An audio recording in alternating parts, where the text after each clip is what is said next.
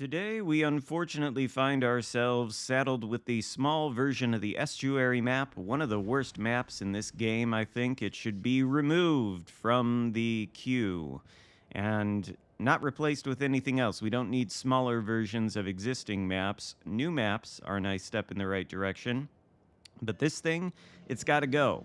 Anyway, we're going to take a look at the premium Tier 6 battleship USS Florida, which received a fairly significant buff in the most recent update. To begin with, the main battery shell grouping was increased by 2.9%, so its sigma was improved. Sigma refers to the tendency of the shells to go toward the center of the aim point, and that should go a little ways to making the accuracy better. It got a significant main battery dispersion improvement of 11% and now has battle cruiser dispersion rather than battleship. I think that's more significant to the actual accuracy of the Florida than the Sigma buff is, although both certainly help to make the shells more accurate. It also got a penetration increase of 4.5%, and the main battery reload time was reduced from 33.5 seconds to 31. Although we're running Xarkun, Colorado for this game, which is why you see the reload time 23 seconds after the initial salvo. And the initial salvo does great work against the enemy warspite, dealing 21,660 damage. That's not all, of course. We're going to get another good salvo in this opening sequence here against La Galissoniere, who is turning away from the fire of the friendly ships, but decides poorly to turn back at the last second. I guess he's got no choice. Otherwise, he's going to run into that island. We, of course, punish him for it with 2 citadels, and we're up to 42,000 damage instantly right off the bat. Laga is going to think better of turning broadside to our position and is going to end up running into that island. Unfortunately, he's just got nowhere to go. His engine might be broken, actually. So we'll dial in the shells once more. There they are. You can see the grouping and the dispersion are both very good, and they end up taking out the La Galissoniere for the first kill of the game, netting us the first blood medal. So I've played the Florida a little bit over the weekend, and I'm happy to report it is significantly more accurate. Our friend MetaJerk, I think, has taken to referring to this ship as Floridagrad lately, as, you know, a comparison to Stalingrad, which has some very accurate guns and very good penetration numbers. You can get some monstrous damage from Stalingrad. I think that perhaps comparison is a little bit tongue-in-cheek.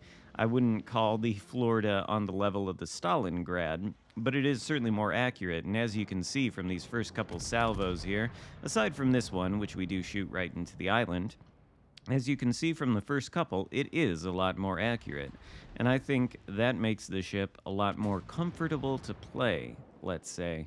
It also helps with the reload time reduction. Although 31 seconds is still a fairly long reload. We do have 12 guns in the Florida, though, so keep that in mind. There are 4 guns per turret, and there are 3 turrets. That's a lot more guns than the typical Tier 6 battleship has, aside from, of course, the Leon, which I think has a 30-second reload. Anyway, Florida benefits from a faster reload than that, and there are a couple ways to achieve that, although you need paid commanders like Xarkun, Colorado, or the new Hoshino lady. If you run either one of those, I think that goes a long way to making the Florida even a little bit more better. The faster reload on these guns is desirable because they are small guns. It was nice that they got a penetration increase, but they're only 356mm guns. You find that caliber most often at around Tier 5, Tier 4. In fact, the USS California out there has the same sized guns. These things aren't really going to be overmatching anything, and the Florida still retains the, I'd say, main problem with the ship, which is the armor scheme. It's not good, you see. It's got 25mm plating on the bow and the stern, which is not something that's too crazy at Tier 6. Pretty much every battleship at this tier has either a 25 or a 26 millimeter bow or stern. Either one of those numbers can be overmatched by guns of 380 millimeters or larger, which is most of the battleships at Tier 6 and Tier 7. So, Florida's hull is, at least on the bow and stern, no more overmatchable than most other battleships. The real problem is the side armor right above the Citadel belt. There's a large portion of real estate on the side of this thing that is also 25 millimeters of armor. Then you've got the Citadel belt, which is just over the water line. It's about 285 millimeters. And the deck armor on Florida in the center of the ship is actually really, really good. It's 37 millimeters. That's enough to shatter most HE and also bounce a lot of battleship caliber AP, pretty much all battleship caliber AP, actually, even things like Yamato, at long distances. But what I find happening a lot is the battleship shells will come in, and if you're too close, which you often are, especially on maps like this one, well, then the shells are just going to hit the side armor, they're going to overmatch, and they might even reach the Citadel. So Florida, I don't think, is a very good ship when it gets up-tiered. Played a couple up-tier matches against Tier 7s over the weekend. I don't really have any to show for you, but one match involved me spawning opposite an enemy Georgia. And let's just say that didn't go too well. The Georgia was able to remove pretty much all of my HP in the span of 2 or 3 salvos, thanks to the rather poor armor on the Florida. However, against same tier or tier 5 battleships, I think the Florida is pretty great. And that's not to say you couldn't make it work at tier 7. It's just going to be a lot more difficult because you have to face off against larger guns. You do have some things going for you now, including the improved accuracy of the Florida's 12 guns. As you've seen from a few salvos in this game, they can do an awful lot of damage, and that can be a real problem. But you need the broadsides to do it. Otherwise, if you're going to face a target, especially a higher tier battleship, for a long time, and it's bow in, like this California, for example, well, you can see the damage leaves a lot to be desired. 5 ricochets there. Maybe if we had aimed up into a superstructure, the results would have been a little bit better.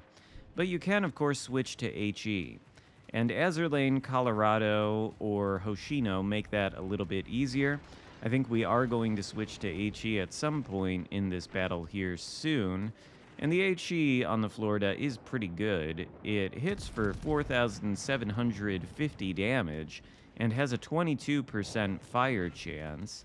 I think those numbers are really good for a battleship with 12 guns.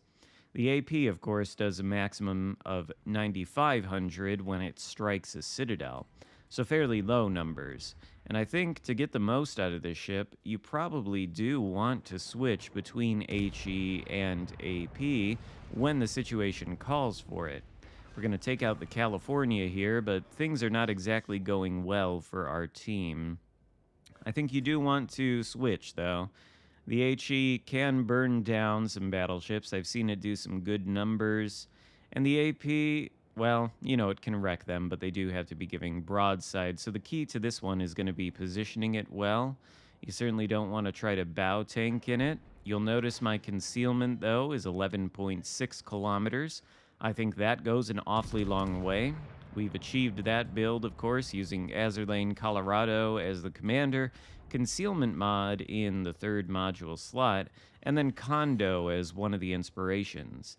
It's not a double concealment inspiration. If we did that, we'd have like 11.1 kilometers, which would be absurd. Our second inspiration choice is Iakino, who, to be fair, is influencing the accuracy. But with the buff to the accuracy and then building into it with a commander like Iakino, well, you can see the accuracy here is pretty good. Scone over there, he's 5 kilometers away. We've switched to the HE. You can see it does fairly good damage there, and our friendly cruiser's able to finish him off before that cruiser goes down to the enemy CV. Speaking of CVs, we've talked about the Florida's lack of armor being a problem against higher tier ships. Of course, CVs are a problem for any ship in this game, Florida included, and we are alone versus two enemy battleships, a destroyer, and most significantly, the enemy CV. I think the Florida is good enough as a Tier 6 battleship when it's up-tiered that we really would have no problem taking out this California and the last remaining enemy battleship, who is on fairly low health, if there were no CV in this match. Unfortunately, there is, and he's coming back at us with torpedoes. It's a Russian CV, too, which means he's going to launch a lot of torpedoes. At least I think it's a Russian CV. He does launch a lot of torpedoes at us in this salvo. And of course, we can angle against the California because he's only got 356 millimeter guns. Our armor is good enough to mitigate most of the damage he sends our way, but we can't really dodge torpedoes and also angle our armor against the California. Colorado's also out there. The CV takes away most of our HP. California is turning broadside to us, which would have presented a great opportunity to sink him. But of course, we go down to the Colorado after losing most of our HP to the enemy CV, leaving only our friendly CV left alive, and it doesn't take the enemy team too long to hunt him down. So we lose this game, which is not great, but we do a respectable amount of damage. We get the high caliber and Confederate medals, and we end with 151,000 damage done against the enemy ships. So that, I hope, gives you a taste of how improved Florida actually is. I think the guns are pretty good now. I think the ship overall is pretty good. It just suffers when it's up-tiered, and it suffers against CVs. But what doesn't in this game? Suffer against CVs, that is. There are some good ships that are up-tierable. This one, maybe not so much. However, I think it's better than it was. And that's probably about the most you can say on it. Hope you enjoyed the video. If so, give it a thumbs up. Consider subscribing if you haven't already, and I'll see you next time. Goodbye.